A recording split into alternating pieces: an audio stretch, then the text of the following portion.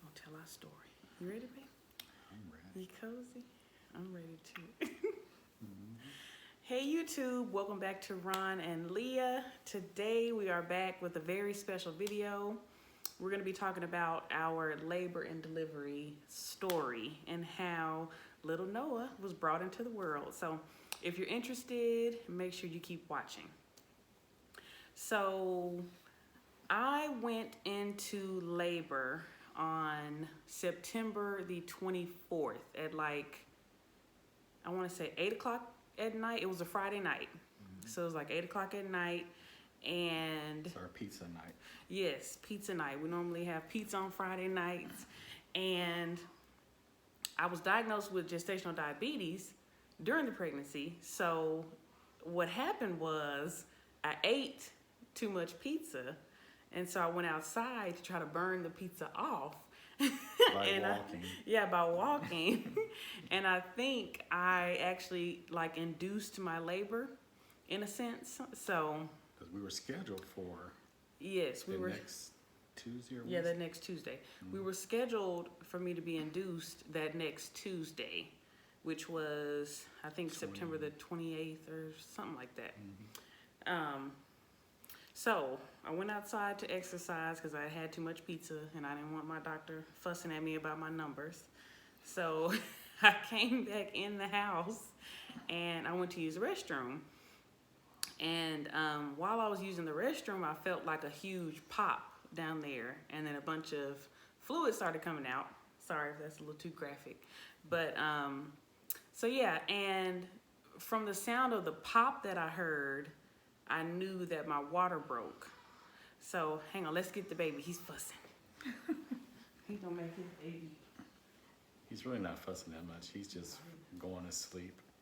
And, as kids do, they just start squirming just to fight the urge to go to sleep. But I think he's okay. But Mama Bear, if he makes a little noise, she runs to his rescue. So I got to get used to that. Here's a story of a lovely lady. And here she comes through the door with Noah. I got Noah so tight in the swallow. That's good. So this is little he Noah. He cannot break out. This is baby Noah. Say hey Noah. Say this is my debut. Say hey daddy. Hey Noah. Can I borrow $20? He's so silly. So that is baby Noah. He has a financial advisor already. So. Yes, he does. So I'm gonna let him sit here and just hang out with us while we finish the video. So I came back in and it was obvious that my water broke, and that was like at 8 o'clock that night on September the 24th. So I went and found Ron and I was like, my water broke, we need to go to the hospital. And he was so calm. He was like, okay. So what was going through your mind when my water broke? So it's like one or two things. I was like, well, we're not that far from the hospital, so I knew we had some time. So back in my mind, I was like, well, we have our bags packed already. We know the route to the hospital. But then on the other side of my brain, I was thinking, even though she said her water broke, what if it was just something else? And I was kind of like, well, we'll just go spend some time at the hospital, at the ER, and they'll probably just send us back home. So I had those two things in my mind. But yeah, I was calm, and I was kind of really prepared to come back home that same night, though. Wow. I just never thought, I was like, the doctor has us scheduled to be induced on next Tuesday or next Wednesday. And I just, in my mind, I think that was the plan. Yeah, and then my doctor told me that normally on a woman's during her first pregnancy, her water normally doesn't break. Like they normally have to break your water if it's your first pregnancy. So I was shocked that my water broke too, because I was only 37 weeks in a few days. So, normally your water breaks at like 40 weeks. So I was just crossed the full term period. So. Yeah. so I was kind of shocked too. I was like, I'm pretty sure my water broke, but you never know. So we packed our bags, or no, they were already packed. So we got them in the car, and then we were driving to the hospital, and then ran into traffic. So what was going through your mind when we ran into traffic? Well, you know me, I'm always looking at what's the alternative route and Yeah. see what the GPS says. But Leo just like, Ron, just stay on this road. We got plenty of time. Yeah, I was like, let's just stay here, and I was trying to stay calm because that was my only plan throughout, like the pregnancy and then going into labor and delivery, was just not to panic because I knew once I started panicking, I wasn't gonna stop. So, and honestly, when we were on our way to the hospital, I was having contractions. I mean, they were manageable, but I was having like contractions. They were getting more intense since my water had broke. So, but I was like, I'm gonna stay calm. I'm not gonna start hollering and screaming in this car, So, we got past the traffic and got to the hospital, and went through triage and everything and got a room, and one of the nurses came in and checked my cervix, and I think I was already 3 centimeters dilated, and she confirmed that my water did break. Yeah. So we were like, okay. It became became real for me then. Yes.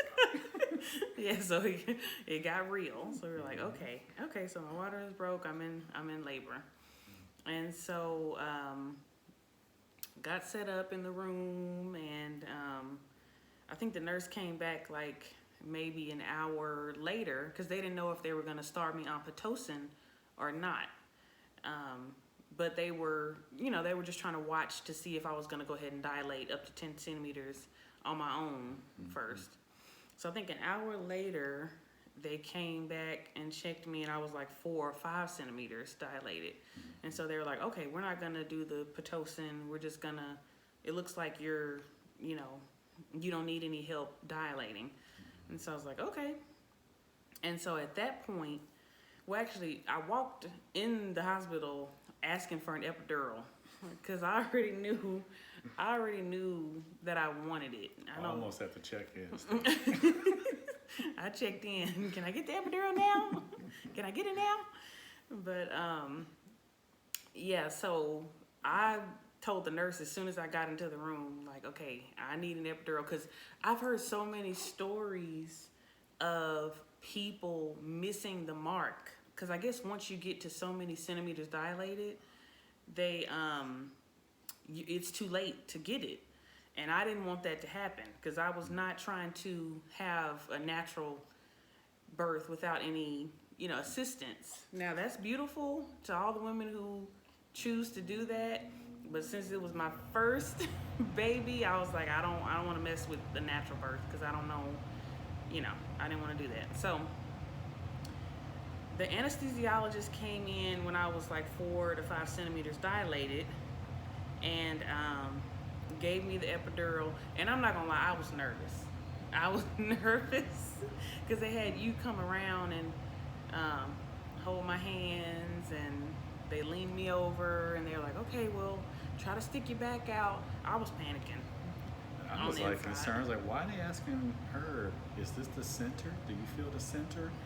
I was like, you're the expert. You're putting a needle into her back. I'm like, you tell me. Like, you tell me what the center of my back is. So, I do want a brief pause though. There's like, well before this, months before this, a part of our prayer together. Yes. We've always been asking the Lord to make it a speedy delivery, to ask the Lord to touch the heart and mind of everyone that comes in that room. And so, that was just a great comfort. The Lord truly had the right staff in there that night, had the right people, and you'll see more. You'll hear more about that a little bit later. But oh yeah, God was definitely in the room. He was with me. I mean, throughout the whole pregnancy and labor and delivery. You know, God truly answered our prayers. I mean, because we prayed for months. You know, even when I didn't get up to pray, Ron still consistently, you know, prayed that everything would go smooth. And so I got the epidural, and I got a little nervous again after I got the epidural because I felt more of the numbness on like the right side of my body. So, and it dawned on me because she was asking me like, okay, is this the center of your back? Because they want to make sure they get an even amount of medicine to numb you, you know, on your right and left side. So I guess she had the epidural maybe slightly to the right, like more to the right than it should have been. And so that kind of made me nervous. I told the nurse, I was like, well, I still have like feeling on my left side, on the left side of my body. I was like, how's, you know, I was like, I just want to make sure that I, you know, get, you know, numb so I can get through this, you know, delivery. And she's like, okay, that's fine. You should be fine. Just lay over on your left side and kind of let everything, I guess, even out. Right. And so I ended up, you know, sleeping on my left side a little bit, and that did help. That did help a lot. And so I just kept having contractions all while I, you know, got the epidural and after I got the epidural. And the nurses, they just continued to come into the room and check. And I went from like 4 to 5 centimeters to like 6 centimeters dilated, and then 7, and then 8. And then I think once I got to 8 centimeters, the nurse told me, she said, once you start feeling pressure, like once you start having contractions that won't go away, that's when we'll know that you're at, you know, 10 centimeters dilated and that it's time to push. So I was like, okay. So I tried to get some sleep. Didn't really get much sleep that night. And I just randomly, because I was having the contractions, and I'm like, well, they're consistent, but I'm like, I still, you know, like the pressure kind of relieved itself after, you know, a minute or so. So I was like, well, maybe I'm not 10 centimeters, you know, dilated. So I kind of laid there for a little bit, but then I was like, no, let me call the nurse and just have her to check just to see if I'm at 10 centimeters.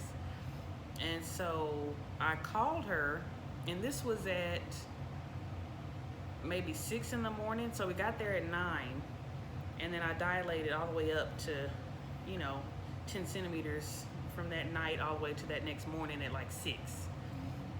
So it was like maybe 5 or 6 that next morning on September 25th. And I called the nurse, and I was like, I think I'm 10 centimeters dilated.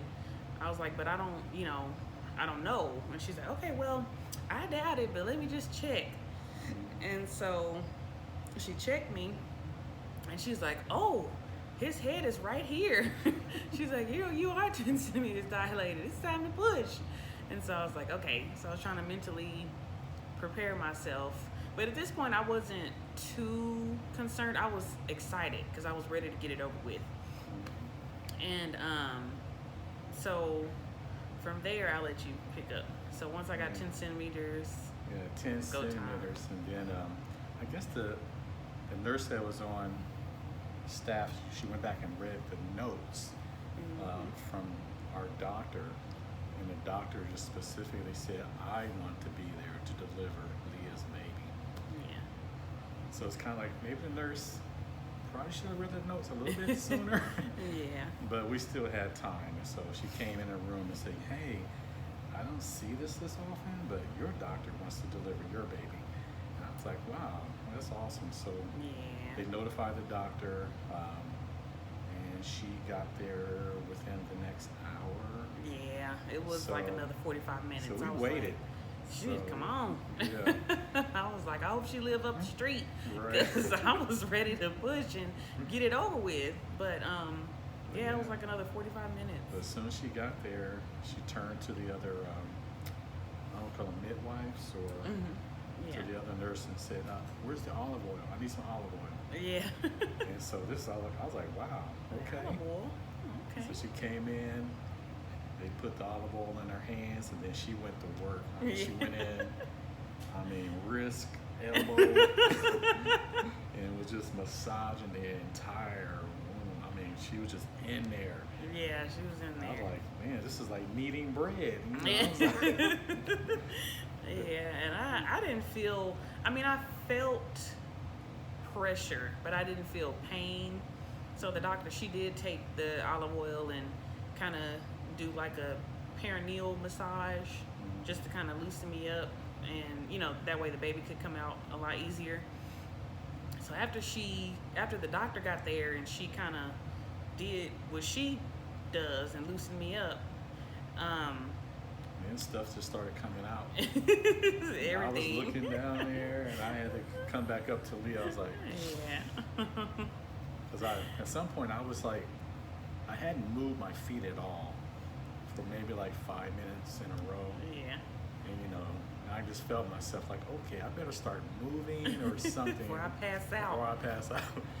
But the doctor started pulling things out, and I was like, oh my God. I was like, Like, it's getting real. did somebody lose their wallet? There's somebody's keys. So silly. Like, you saw some of everything. I was like, in my Oh, mind, Ron. I was like, all kind of things. But yeah, it was just, Yeah. I mean, just the most beautiful, amazing thing is that I was expecting, you know, because you see all the YouTube videos, and you see on the movies, somebody they're screaming and hollering and Yeah. pain and everything. I mean, Leah was just like, It was none of that. grabbed it behind her knees, and like when the doctor said push, it was a count for 10 seconds. Yeah, I think it was 3 sets of 10 3 sets of 10. that they had me doing. And then she was just bear down, and Yeah, and it was, like no screaming at all. yeah, the whole time I was in labor, I didn't have any like excruciating pain, so I wasn't like you see on the movies, just, you know, tearing up the room. Mhm. And I thank God. I truly thank God. And so when I, you know, start pushing, I only pushed for about, I want to say 5 It was minutes. Like, yeah, 5 like, to 10 minutes. It was like 5 sets Yeah, we did about 5 sets of the, contracted. yeah, the count of 10, you know, to push. And, you know, to be honest, I didn't even feel him like coming out. Like, that's how good my epidural was. I didn't feel him coming out. I felt like a little bit of pressure, but yeah, I didn't feel him coming out. And before I knew it, because I only pushed for, like I said, just a few minutes, and then I heard Ron tell me, something's coming out, or he's coming out. So I was like, oh, okay. I don't feel anything. I saw his little head start coming out.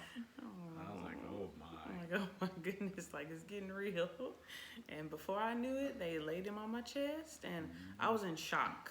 I was in shock that I only pushed for just like a few minutes. Like I didn't get emotional or anything. I just was so excited to see him. You know, I didn't know how I would react once I had the baby. You know, you think about that over the course of the pregnancy, like, oh, am I gonna break down and cry, or I wonder how I'm gonna be in the hospital. But I was excited. You know, It was the excited. most beautiful thing I've ever experienced. Yeah. Just to see her, I mean, to see Leah in that position, you know, bearing down, and then that seeing life come out of her. Yeah. His head came out like this cone. Yeah, he was a little cone head. And then they just immediately, he came out, they wiped. I don't think they took the time to wipe him too much. They put a Noah on top of her. It was just, to see that sight, it was just the most beautiful thing I've ever experienced. Yeah, it was beautiful. It was the best day of my life. Yes, one of the best days of our lives. I'll tell you, in prayer, I was praying anything that was related to something opening up. I was like, Lord, just like you parted the Red Sea. That's the prayer. Like you parted the Red Sea. Let my cervix open up. Open up. So any woman that's praying for a vaginal birth, pray that prayer. Pray that God open up your cervix like the Red Sea. Because that is the prayer that needs to be prayed because it works. Yes. It worked for us. And I think your tear was only like a 1. Yeah, I only had a 1st-degree tear, so I thank God for that. I've heard of women having 3rd and 4th-degree tears, giving birth. And so the baby was 6 pounds and 10 ounces. 10 ounces, yeah. So I'm sure that helped. Like he wasn't, 8 or 9 pounds. But, but even still, I've heard of women, having way worse tears, and even the stitches that I got, I didn't feel her, stitching me up. Like everything was very fast, and my labor and delivery, okay. My labor and delivery, it wasn't that bad, to be honest. I was really concerned going into it, but God, truly heard our prayers, and it was. This is only day 8. Yes. Only 8 days ago. Well, let's see. Yeah. Saturday was 7. So this is Sunday, Monday, Tuesday. So 10 days. Yeah. So just 10 days ago, Noah was born. So yeah. look how beautiful Leah is. Thank you, honey. Yeah, and I owe it to my baby here because his prayers, like my family said, your prayers went from your lips to God's ears. Seriously. And prayer works. Prayer works, and if you're wanting any type of, any certain labor and delivery, just pray about it. Don't worry about it. And, God will answer your prayers like he answered ours. Because I really, really, really wanted a vaginal birth. I did not want to have a C-section. And it's funny because my mom had 3 C-sections with me and my sisters. My older sister had a C-section with my niece. And so in my mind, I was just like, okay, I may end up, with a C-section as well. Because, you never know what could happen during labor and delivery. But she really was preparing for it. I think mentally she was thinking it's going to be a C-section. Yeah, I was like, however it turns out, but I'm still keeping my faith and believing in God for a vaginal birth, and that's exactly what happened. And I think that's why my recovery has been a lot easier. Like I've been on my feet since I had him, and I thank God for that, because with C-sections, it takes women a minute to recover, and it's been nice being able to move around and still be able to take care of him. But yeah, so that is our labor and delivery story. Am I missing anything, honey?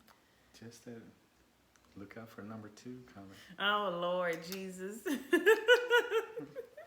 Baby number 2, baby coming soon. We're gonna stop at 2 though. We're gonna stop at 2. So Noah is asleep, so I'm not gonna put him back in the camera. But thank you all so much for tuning in to our labor and delivery story. Make sure you hit the subscribe button. I'm gonna start posting more on this channel. I promise.